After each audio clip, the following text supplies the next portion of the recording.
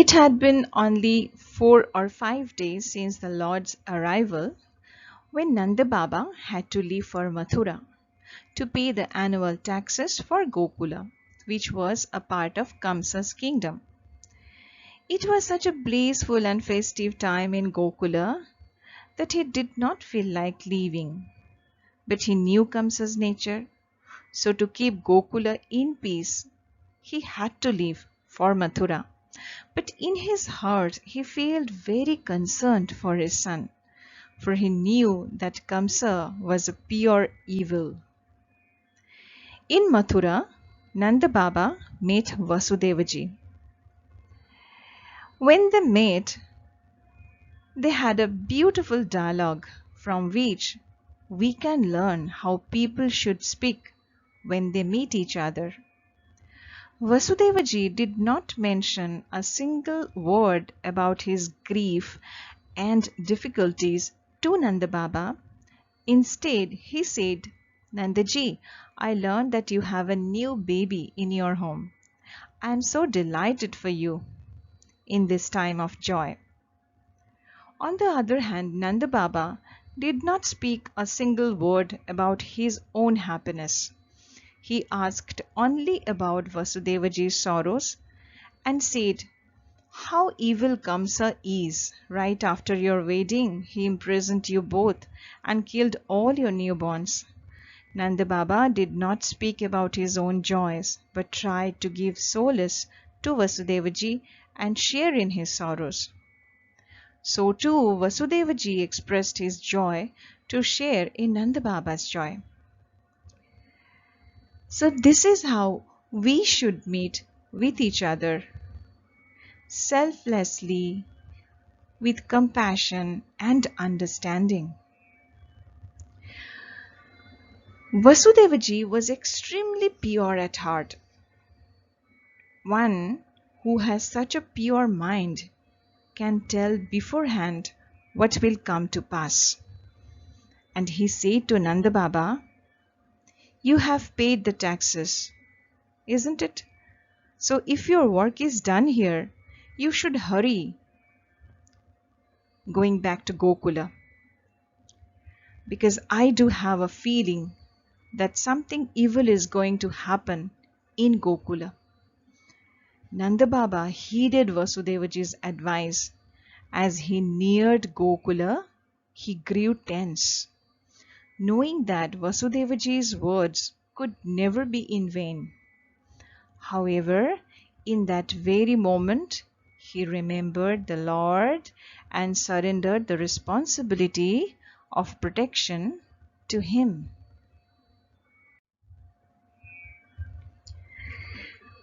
Now, during Nanda Baba's brief absence, a cruel and ruthless she-demon, who was adept in killing children, had been ordered by Kamsa to find and kill the 8th child of Devaki. Her name was Pūtanā, which means one who is impure, or not. Pūta means pure. She was a demoness who could fly, so she reached Nanda Baba's house in Gokula in no time. Keep in mind that this was the divine play of Bhagavan Shri Krishna. From the physical standpoint, it may seem that the Lord would merely kill every asura, one after another. However, there are many purposes behind the Lord's divine play, not just one. From the spiritual viewpoint, there were many purposes for this incident. In Rama Avatara, the first asura the Lord killed was Tadaka, a she-demon. In Krishna Avatāra as well, the Lord killed Pūtanā first. Does this mean when the Lord takes an avatar, he always kills a female asura first? No, this happened because Pūtanā and Tadaka both represent ignorance or avidya. All our sorrows and negative thoughts stem from ignorance. we will see these negative thoughts one by one. However, first ignorance must be removed because it gives birth to and is the cause of all sorrows and vices. This is why Pūtanā and Tadaka were the first to be slain by the Lord. When Pūtanā reached Gokula, she saw grand celebrations and festivities in Nanda Baba's home and discovered that it was all just for one little blue boy. Balam pratichanna nijoru tejasam dadarsh talpignimi vahitam bhasi. Shukadevaji said to Raja Parikshita, the child's brilliance was hidden. It was as if ash was the top covering and below was burning, throbbing cinder. Pūtanā wondered, if all these people are so fixated on this little child, how will I ever get him out of here? So she donned the illusory form of a ravishing, beautiful woman and entered Nanda Baba's home. Now see the enchanting power of Maya, where everyone had been intently and completely focused on Brahman, the newborn. Pūtanā's Maya instantly charmed them all and their attention became directed to her. They all thought this was Goddess Lakshmi herself appearing before them as a wealthy and noble lady in royal attire. As soon as she entered, Pūtanā began cooing over and doting on the baby. She said, "Oh, what a sweet and darling child it is. I am longing to feed him my milk." Rohiniji, Mother Yashoda and everyone there were so taken by Pūtanā's charm and beauty that they simply stood staring at her without saying a single word. No one even tried to stop her. She coolly went and took the baby in her lap and started breastfeeding him. Vibubdhyatang balakamarikagraham characharatmasa nimilite kṣṇaha. Shukadevaji said here, the Lord is the self of everything sentient and insentient. He immediately recognized that Pūtanā was a slayer of children, and so on seeing her, he quickly shut his eyes. That the Lord closed his eyes is a topic on which many devotees and poets have given various interpretations. In the text Bhakti Rasayana, there was a beautiful elaboration and illustration and multiple reasons as to why the Lord closed his eyes.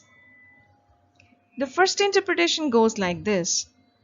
The Lord closed his eyes because he had already understood that Pūtanā was going to feed him poison.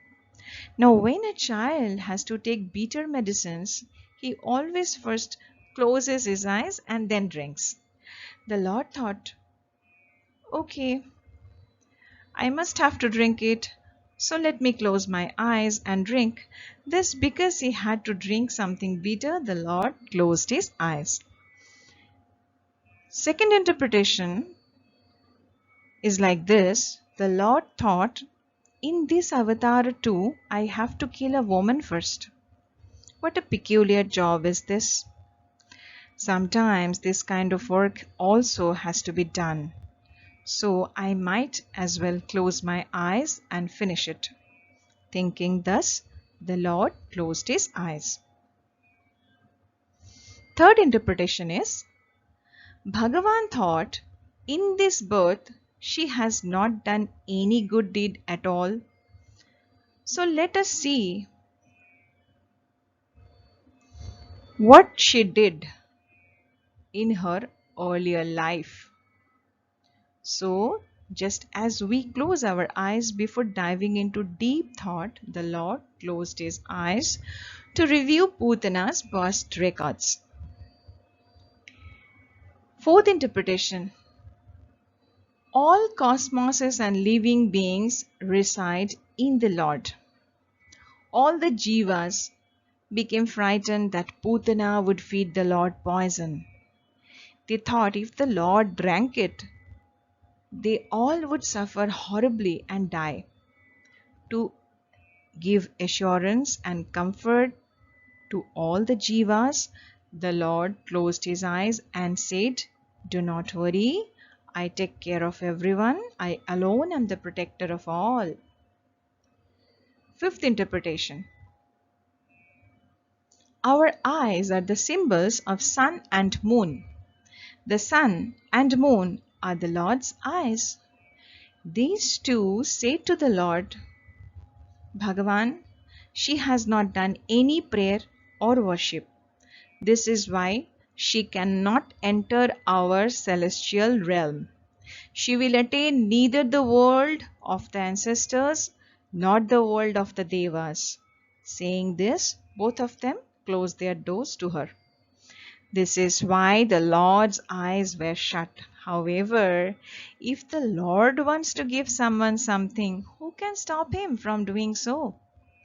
Ultimately, he gave moksha even to a demon like Pūtana. The sixth interpretation. Sri Krishna thought, if I keep my eyes open, one of two things can happen. Either I will look at her with great love or great anger. If I look at her with love, she will become pure. If I look at her with anger, she will burn. So in both cases, the desire that she has to feed me her milk will remain unfulfilled. So the Lord said, "Very well, I will close my eyes." So these are the interpretations on the Lord closing his eyes. Pūtana had smeared halahala, a deadly poison, on her breasts. When she began feeding the Lord forcibly, Lord angrily held her breasts tightly in his little hands and squeezed them strongly until she was writhing in pain. Then along with the milk, he started sucking the very life out of her. Frantically, Pūtana screamed and begged to let her go. But the Lord said, "Once I catch hold of someone, I never let them go." Her feverish screams became terrifying, and in the end, when she could not bear the pain any longer, her body returned to its true demoniac form and her life breath left her body. Her body looked like a massive mountain, and her nails looked like dark caves. On seeing that huge Rakshasa body, all the people of Vraja were horrified. And the gopis see in the far and high distance that their little blue boy happily and comfortably playing on top of the demon's dead body. Mother Yashoda rushed to gather her son in her arms and tightly embraced him. She asked, "Are you all right, my child? I hope nothing has happened to you." She inspected him from head to toe, limb to limb. Rohini and the gopis then joined Yashoda in performing rituals to ward off every omen and evil eye from their little Krishna, including waving a cow tail around him and bathing him in filtered cow urine, which is considered an auspicious purifier. Indriyani Hrishikesha Pranannarayanuvatu Shvetadipapatischittam Mano Yogeshwarovatu. Having cleansed him Through various rituals, they chanted the Lord's many names and prayed for the protection of the child's every limb. They said, "May Lord Hrishikesha protect the saint's organs. May Lord Narayana protect the pranas." It was then Nanda Baba reached Gokula. He was awestruck when he saw Pūtana's massive dead body. The Gopas moved her body from where it had fallen. In order to purify the area, they covered it with cow dung and chanted mantras while sprinkling over it holy water from sacred places of pilgrimage. They then cut and burned Pūtana's body in pieces. To everyone's astonishment, a wonderfully pleasing fragrance emerged from her body when they burnt it. What is the reason for that? Because the Lord had drunk her milk, all her sins had been destroyed that very instant. Jighangsyapi haraye stanang dattapa sadgatim. King punah shraddhaya bhakta krishnaya paramatmane yatu dhanyapi sa swargamavapa janani gatim Krishna bhuktastana kshira kimo gavo numataraha. So Shukadevaji said, Pūtana had gone to feed Bhagavan poison. But Bhagavan gave her the status of a mother.